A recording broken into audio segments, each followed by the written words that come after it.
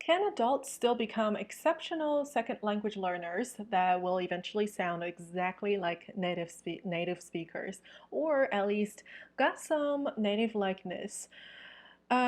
This is something that has been intriguing me for so long, and I just can't get it off of my mind. This question of how far we can push ourselves as adults to learn a new language or a second language, and whether it is still physically possible for adult ESL learners, English as a second language, become almost native like in their oral production, in their pronunciation, and in their speech.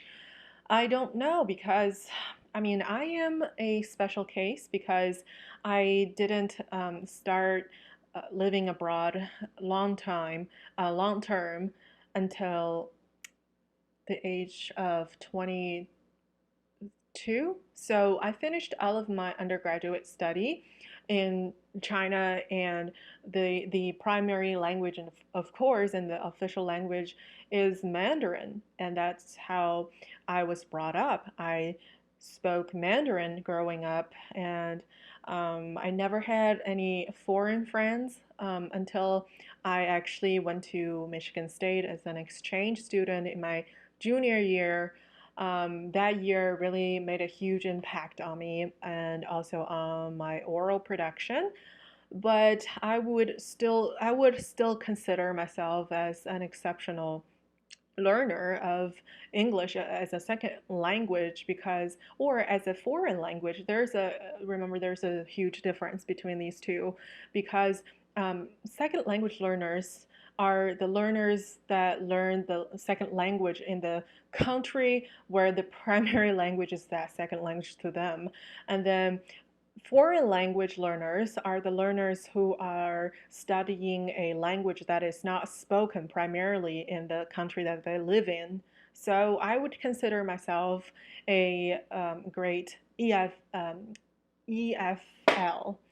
learner because I learned the most of my English in China when I was in China, and I didn't see I haven't seen too many people that share the same background as me can have this oral ability in their English production. And I'm just so intrigued because I wonder what is it that made me um, more native like, sound more native like than some of my other peers or some of the other people that have the similar background, language background. I know there are a lot of exceptional ESL learners, but they either came to the States when they were in high school or even earlier, or they came here when to attend their undergrad and then proceed ahead to do even post graduate study or go into the workforce in the US. But they are still ESL learners, not EFL learners. So this just really made me think, is aptitude really that important? I mean, I would say talent and interest play a huge role in language learning, but is that all? Of course, there are a lot of socio-cultural aspects to learning a language as well, because how you identify with a culture can hugely impact how you would learn their language. And what is your cultural identity? Which culture and which language do you associate yourself more? Do you identify with more? And I feel like for me in particular, I would say that I identify with American culture even more than my Chinese culture because I feel more embraced here and I feel more belonged here since I was a weird kid when I was in. I wouldn't say I was a weird kid. I really want to get rid of that narrative because I wasn't weird in my set of standards and also in my identity. I was just someone that preferred to read English novels, and I um, love a different culture than the mainstream popular culture at the when I was in high school at the time. So I just felt like I was an out outcast when I was in China, and studying English, watching English TV shows, movies really provided a huge safe space for me mentally to, escape from the um, pressures and also repression I received on a regular basis in real life. So I would say English is an escape for me to enter a different world and a more beautiful world, a brighter, broader world. So that's why I studied. That's why I looked at English uh, as more than just a language, as more than just a tool. Or I kind of looked at it as a key. It can be similar to a tool, but it's different. It's not just that cold.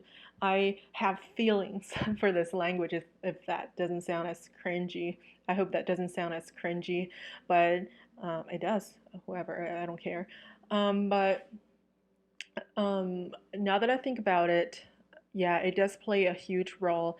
And also, I think the way that people were taught English in China and also, frankly, a lot of Asian countries, including Japan and South Korea, are all just, they're all adapting this grammar translation method that had absolutely no scientific proof to back up that this is an effective method of teaching English.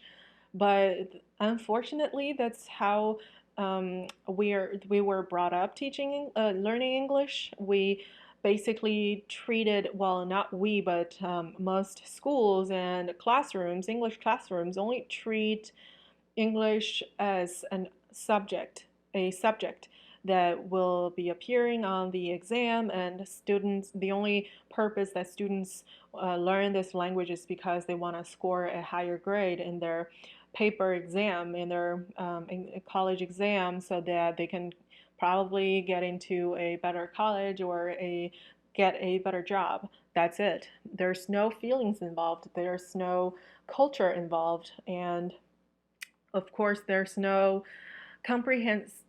such thing as comprehensible input being taught in the classrooms, and I don't honestly, I don't think any of the English teachers in those scenarios, classrooms, understand what comprehensible input is.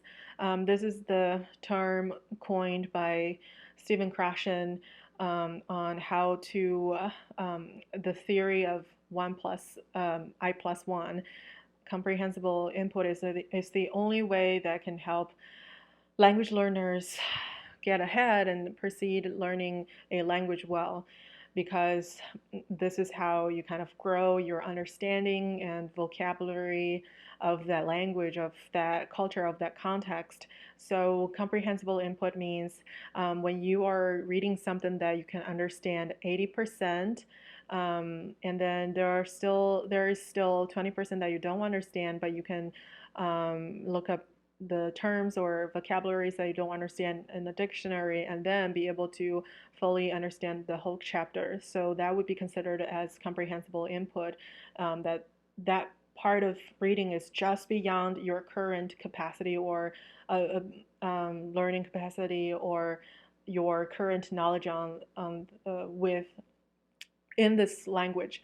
So there's no such thing as comprehensible input, and also there wasn't any sort of interpersonal interaction taking place in those classrooms, and that really fucked a lot of students up. And another thing is, we have the Great Firewall. We have a real wall in our internet on our internet, and we couldn't have any access to foreign websites like YouTube, Twitter, Instagram. So we lost that practice that privilege, I would say. Yeah, it's a privilege to be able to watch this video without a VPN. And I guarantee you, a lot of people in China don't even know what a VPN is, probably don't even know what a YouTube is. Um, yeah, that's a huge issue too, that prevents people from learning a language. And because you don't have exposure to real language use. You only study a language from the textbook, and you only study it to fulfill the to kind of fulfill the needs to score higher on your exam, which will never whose content will never appear in real life situations, real life conversations. That's why you get a lot of college graduates from China, from maybe those countries that don't even speak proper English, even though they could score really high in their English exam. Don't get me wrong, they're wonderful learners. They're successful learners, but they're not successful language learners. That's my rant. And I don't know what's your take on this issue, if there's any. Just feel free to leave a comment. Tell me how you feel about second language learners and learning and as an adult. And do you think it's possible to become exceptional adult language learners that sound just like native speakers? Yeah, let me know.